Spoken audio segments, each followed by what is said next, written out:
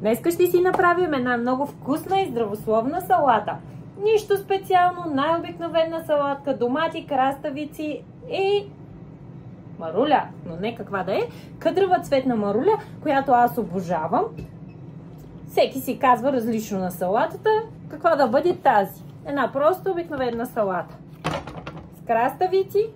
Естествено, краставиците и доматите са предварително измити и отсидени. Имаме краставица, домат, маруля. Вземаме първо марулята. Много хора казват, че е по-добре марулята да се къса. Зелената салата да не е нарязана, а да е накъсана. Но в моя случай аз просто вземам ножа и по този начин на доста едри парченца си нарязвам марулята и я слагам в купата. След това краставицата режа я на две. Ако предпочитате да не ядете кората на краставицата, можете спокойно да си я обелите. Но аз използвам всичко. Много лесно, много вкусно. Въобще всеки може да си го направи. Моя син в момента е на 9, но може би откакто е на 5.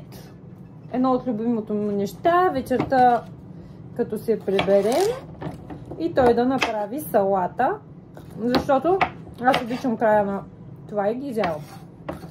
Защото той обича да реже. Знам, че не е много окей малките деца да боравят с нож, но това пък го прави по-внимателен. Няма вечно да е под крилото на мама и на тате, така че... Но всеки човек си има различно виждане за нещата. Краставицата вече е опата.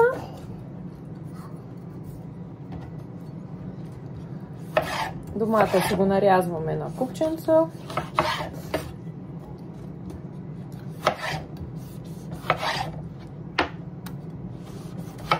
Доматчето в купата.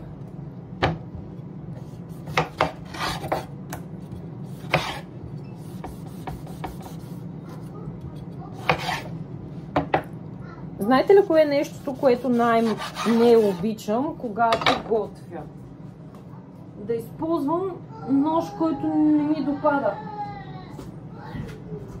Или който не реже достатъчно добре, особено при зеленчуците, защото домата е един зеленчук, който е плод всъщност, който не е много лесен за срязване, понеже е по-мек. Нали, на краставицата няма проблем. Според големината на домата правите си долу-горе равномерно големи парчета, за да ви е равномерно всичко в салатата, но който както предпочита.